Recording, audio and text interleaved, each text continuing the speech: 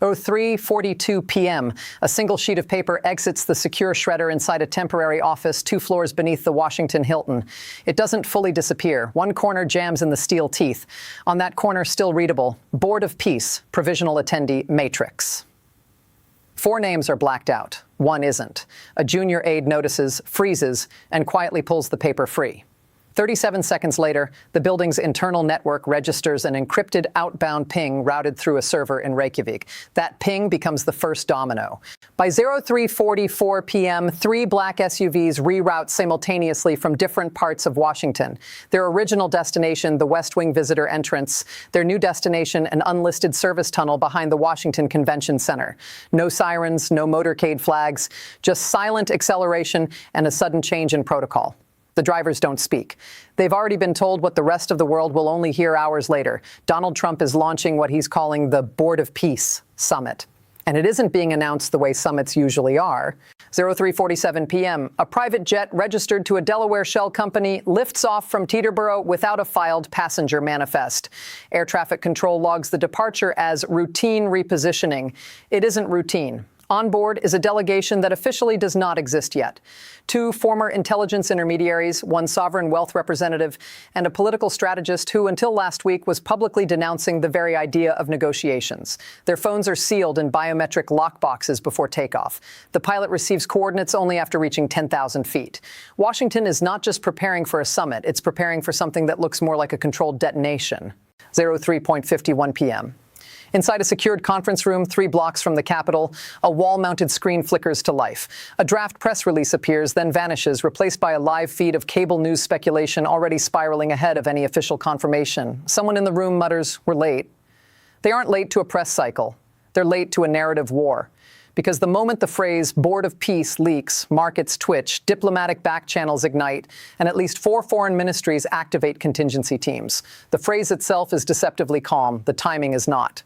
04:02 p.m., a staffer's smartwatch vibrates with a coded calendar update labeled simply Stage 0. It's not on any public schedule. Stage 0 means pre-announcement containment, the period where information moves faster than authority can shape it.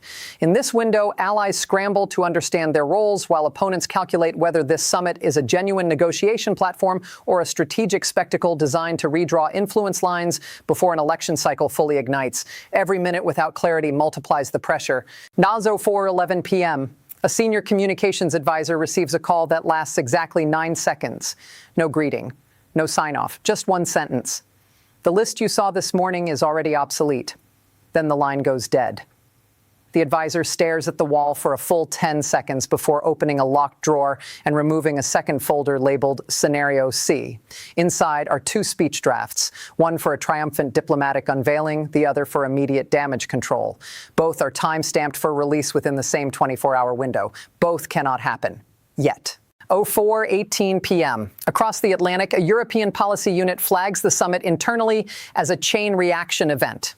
That designation is rarely used. It means a single political move has the potential to trigger synchronized responses across finance, defense, and media ecosystems within 72 hours. The reason is simple. Nobody fully understands who is actually sitting on this proposed Board of Peace or what concessions have already been promised behind closed doors to bring them there. By 04:26 p.m., Washington hasn't even seen the official stage set, but the machinery is already moving. Invitations are being confirmed through back channels older than modern diplomacy. Security perimeters are being drawn in invisible ink. And somewhere between shredded documents and silent takeoffs, a summit that could redefine alliances or fracture them has already begun. The public announcement is just the echo. At 04:32 p.m., the first internal briefing memo labels the situation with a term rarely used outside intelligence circles, managed convergence. That phrase signals something deeper than a summit. It signals design. Because the Board of Peace isn't emerging from chaos, it's emerging from an invisible architecture built years in advance by 3 distinct power centers that learned long ago how to shape outcomes without appearing to control them. The first power player operates through political spectacle but thinks in terms of leverage. Trump's network isn't just a campaign machine or a former administration orbit. It's a parallel negotiation ecosystem that matured during years of sanctions wars, back-channel diplomacy, and media-first governance. Long before this summit appeared on any calendar, this network began constructing what insiders call a pressure lattice. The method was simple. Maintain simultaneous lines of communication with actors who officially should never share a table. Former envoys, private intermediaries, sovereign fund advisors, all kept within reach but never fully aligned. The goal wasn't immediate peace, it was optionality. Years of cultivating unpredictable relationships created a moment where a single announcement could force rivals into the same gravitational field, whether they trusted the process or not. The second power player isn't a person. It's the permanent diplomatic security establishment inside Washington, an institution that survives elections, scandals, and ideological swings by mastering continuity. Its invisible architecture was laid down across decades through classified memorandums, defense cooperation agreements, and economic dependencies that quietly narrowed the range of possible moves any leader can make. Publicly, it reacts to events. Privately, it shapes the menu of responses long before events occur. Within this architecture, every crisis becomes an opportunity to reinforce relevance. A sudden Board of Peace summit doesn't just threaten instability. It threatens to bypass established channels. And nothing triggers institutional resistance faster than the prospect of being sidelined. The third power player exists offshore and off-camera. Transnational financial and strategic stakeholders whose influence flows through capital rather than ballots. Sovereign wealth structures, energy consortiums, and private arbitration networks have spent the past decade constructing what can only be described as a shadow consensus system. They fund stability when stability serves markets, and quietly fund disruption when disruption resets leverage. Their invisible architecture relies on timing. They don't create events. They wait until political actors create events, and then they move first, locking in positions before governments fully grasp what's happening. For them, a summit branded as peace is less about diplomacy and more about recalibrating risk portfolios tied to regions perpetually on the brink. 04:49 p.m. When these three power centers intersect, history begins to echo. The first echo traces back to a negotiation in the late Cold War era when unofficial envoys created a parallel channel that ultimately forced formal diplomats to accept terms already shaped behind the scenes. Defiance from within the system didn't survive long. Careers stalled. Access vanished. The lesson embedded itself deep within institutional memory. When parallel structures gain momentum, resistance is quietly neutralized rather than publicly confronted. The second echo surfaces in the early 2000s when a coalition of financial and political actors orchestrated a stabilization initiative that looked cooperative on the surface but functionally locked smaller states into compliance through debt restructuring and security guarantees. Leaders who challenged the framework found themselves isolated economically within months, not through overt punishment, through procedural delays, credit tightening, and sudden regulatory scrutiny. The machinery never announced retaliation. It simply adjusted pressure until resistance became unsustainable. The third echo is more recent, a diplomatic initiative that began as a public peace forum but evolved into a mechanism for reassigning influence zones under the language of cooperation. Those who refused to participate discovered that non-participation itself became a liability. Trade channels narrowed, intelligence sharing slowed, invitations to key forums stopped arriving. The message was never spoken aloud. Alignment is optional, but exclusion has consequences. 05 and 07 p.m. Inside Washington's institutional core, the psychology of the moment is defined by a single instinct: preserve continuity. Institutions do not fear chaos as much as they fear irrelevance. When an external initiative like the Board of Peace appears capable of rewriting negotiation pathways, the internal response is not open confrontation.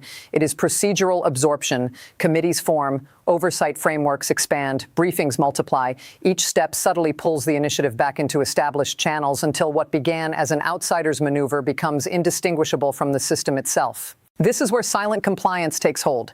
Mid-level officials, analysts, and advisors recognize the stakes immediately. Some privately question the summit's motives or timing. Few voice those concerns openly, not because dissent is forbidden, but because the architecture rewards alignment. Promotions depend on stability. Access depends on trust. In high-stakes environments, survival often means adapting faster than the situation changes. Silence becomes a form of participation. 5:21 p.m., a secure group chat among senior policy staff lights up with a single directive: assume inevitability. That phrase carries weight. It means the summit is no longer being treated as a speculative event, but as a structural shift that must be integrated rather than resisted. Once inevitability enters the conversation, the machinery of compliance accelerates. Briefing documents are rewritten to frame the summit as complementary rather than disruptive. Risk assessments are adjusted to highlight opportunities instead of threats. Language evolves in real time to make an unexpected initiative feel preordained. ZO 5:34 p.m. Beyond Washington, allied capitals begin mirroring the same psychological adjustment, publicly cautious, privately adaptive. No one wants to be the last actor to recognize a new alignment forming, because in geopolitical systems, timing determines leverage. Recognize a shift early and you shape it. Recognize it late and you live within it. And so, beneath the public narrative of a peace summit, the invisible architecture hums. Three power players moving through frameworks built years ago. Historical echoes reinforcing the cost of defiance. Institutions recalibrating not through confrontation, but through absorption. By the time the first official statement reaches the public, the real negotiation won't be about peace terms. It will be about who ultimately controls the structure that defines them. 06:02 p.m., the doors close without a sound. No press, no photographers, only a small brass placard outside the conference suite reading Private Event Maintenance.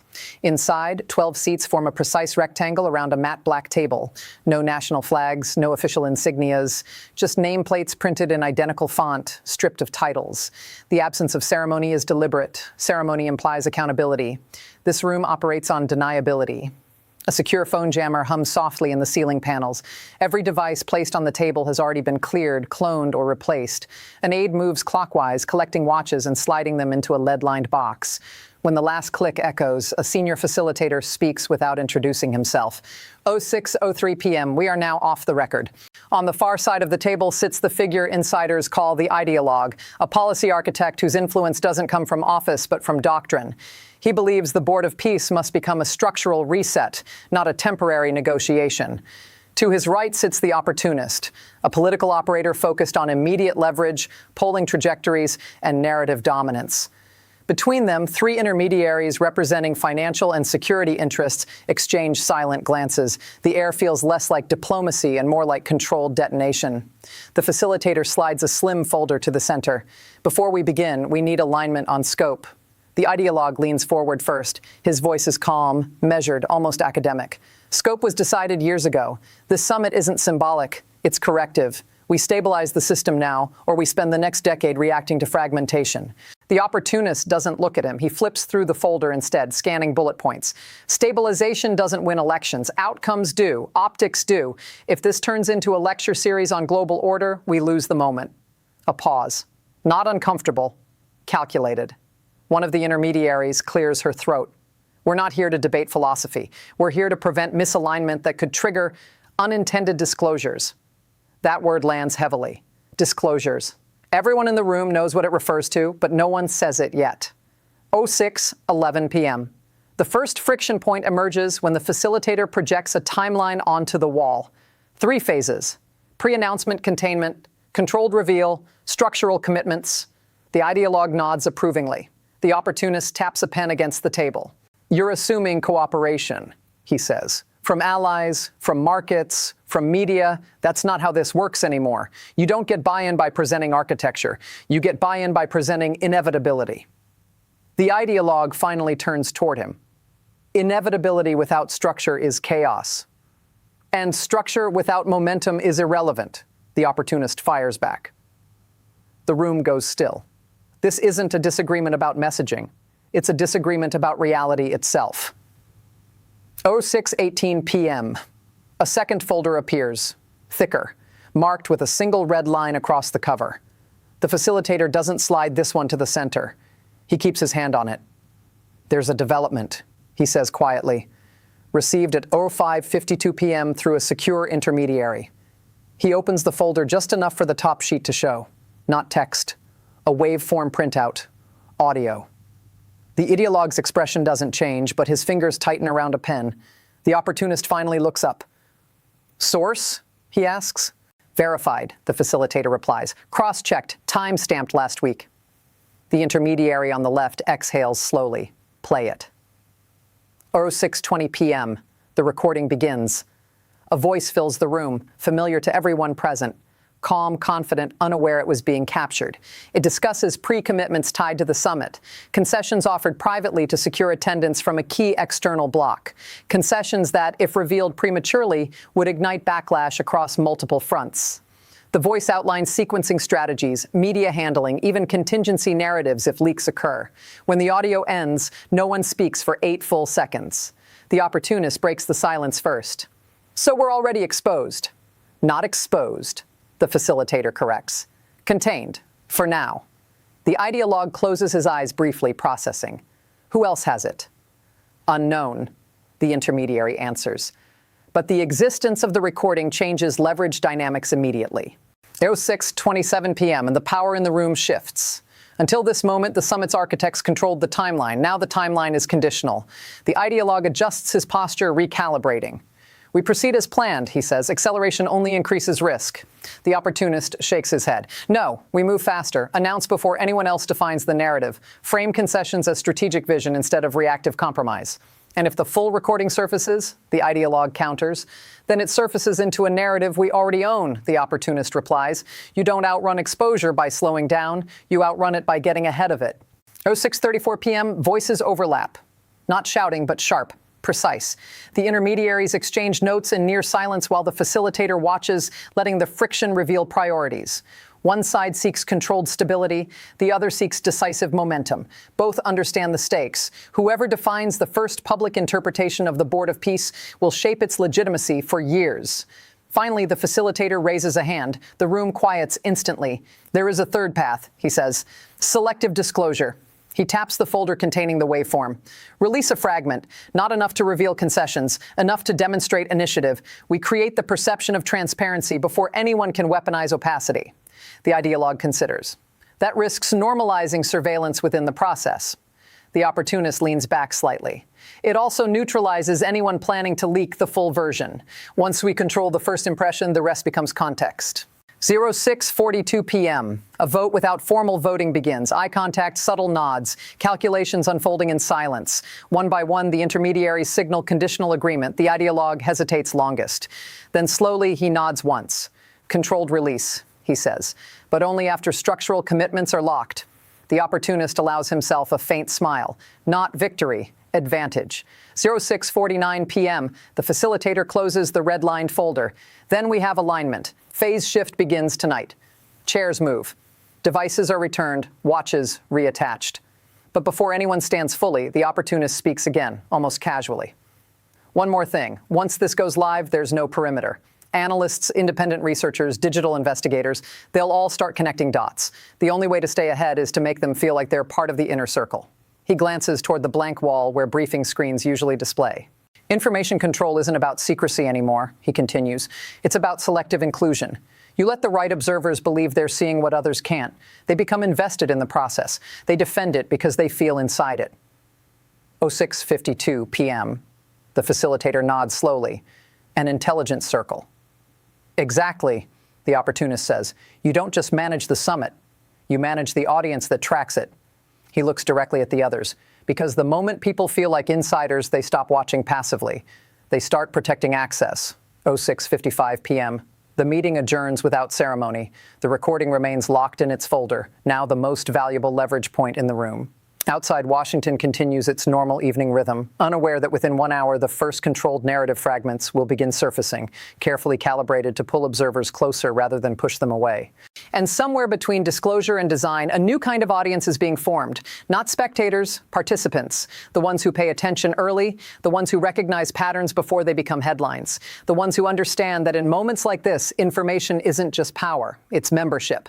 07:18 p.m., the first controlled leak doesn't appear in Washington. It surfaces on a European financial terminal used by only a few thousand high-level subscribers. A short, cryptic briefing note. Unscheduled convergence event in D.C. or multilateral risk recalibration expected. No names, no confirmation. But within 6 minutes, currency futures twitch. Energy derivatives shift half a point. Someone, somewhere, is repositioning before the public even knows what's happening. So 7:26 p.m. A political editor in London receives an anonymous email containing a single sentence. Watch Washington tonight. Peace is being negotiated like a hostile takeover. No attachments, no signature, just enough intrigue to trigger quiet verification calls. By 07:31 p.m., 3 major newsrooms have activated overnight teams. They don't have confirmation yet, but they have pattern recognition, and pattern recognition is often faster than official announcements. The internal war is no longer contained inside secure rooms. It's bleeding outward through signals too subtle for headlines, but too synchronized to ignore.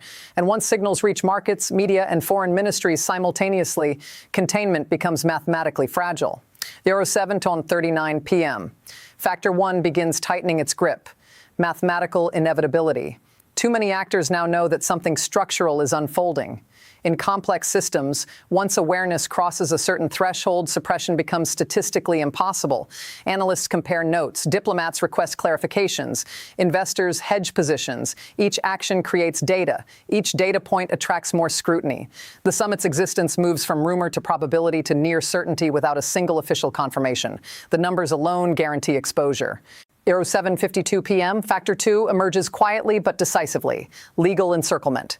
Within the U.S., oversight bodies begin requesting preliminary briefings under routine procedural authority. Nothing confrontational. Just formal inquiries framed as standard governance, but every inquiry creates documentation. Every document creates discoverability. Internationally, allied governments initiate their own compliance reviews, citing treaty obligations and disclosure requirements. No one is accusing. No one is blocking. They're simply activating frameworks that ensure no major diplomatic initiative can remain entirely opaque. The effect is subtle but relentless. A tightening ring of lawful scrutiny that limits how much can remain hidden and for how long. 08:06 p.m. Factor 3 cuts deeper. Institutional betrayal. Not dramatic betrayal. Procedural betrayal. Mid-level officials across multiple agencies begin quietly sharing fragments with trusted counterparts outside their immediate chains of command. Not out of malice, but out of self-preservation. When a structural shift looms, no one wants to be the last to know or the first to be blamed. Information flows laterally, then outward, forming an informal safety net of shared awareness. The very institutions designed to maintain cohesion begin distributing knowledge in self-defense. Containment erodes from within. 08:19 p.m. And yet the most dangerous response isn't loud opposition. It's silence. Strategic, disciplined silence from rival political factions and external stakeholders who recognize an advantage in waiting. They practice what seasoned operators call political aikido, using the momentum of the summit's architects against them. Instead of attacking the initiative directly, they allow it to expand, to accumulate commitments, to generate expectations. The heavier it becomes, the harder it will fall if contradictions surface. A senior foreign policy advisor in one allied capital summarizes the approach in a private message. Do nothing, let them define everything, then hold them to it. 08:27 p.m., media panels begin speculating cautiously, noting unusual travel patterns and closed-door preparations. No one states conclusions outright, but the narrative perimeter is forming. Each mention adds weight. Each unanswered question adds pressure. The summit's architects intended to control timing through selective disclosure. Instead, timing is being stretched by external observation. Every hour without full clarity invites interpretation. Every interpretation narrows maneuvering space. Wait 36 p.m. Opponents continue their disciplined quiet. No press conferences, no condemnations, just patient observation while procedural frameworks and public curiosity tighten simultaneously. It's a classic encirclement strategy. Allow the initiative to move forward, then use its own scale and promises to constrain it. The more ambitious the Board of Peace appears, the more accountability it attracts. The more accountability it attracts, the less room its architects have to adjust without scrutiny. Or 8:44 p.m. Somewhere inside Washington, a monitoring dashboard tracks global mentions of the summit across languages and platforms. The curve is rising faster than projected. Not explosive yet, but exponential curves rarely look dangerous at the beginning. They look manageable, predictable, until they're not. Because once internal conflict begins leaking into external systems, control doesn't disappear all at once. It erodes incrementally through mathematics, through law, through the quiet redistribution of information. And by the time the architects realize how wide the circle has become, stepping outside it is no longer an option. 09:02 p.m. A final internal briefing begins circulating through encrypted channels labeled simply, War Game, 30-Day Horizon. It isn't a public strategy, it's a survival map. Because by this hour, everyone inside the Board of Peace ecosystem understands the same reality. The summit is no longer just a diplomatic initiative. It's a live structural gamble, and every gamble requires contingency. The document outlines a three-stage plan designed not for success, but for survival. Stage 1 activates immediately, days 1 through 10. The objective is narrative capture before structural exposure. Every appearance, leak, and controlled disclosure must reinforce inevitability. The perception that the Board of Peace is already functioning, already shaping outcomes, already too embedded to reverse. If momentum holds through the first 10 days, early opposition fragments, media framing stabilizes, markets adapt, the system begins absorbing the initiative as if it always existed. Survival probability for Stage 1, 72%, high but conditional. Because this stage depends entirely on timing. One uncontrolled revelation, one contradictory statement, and inevitability fractures into uncertainty.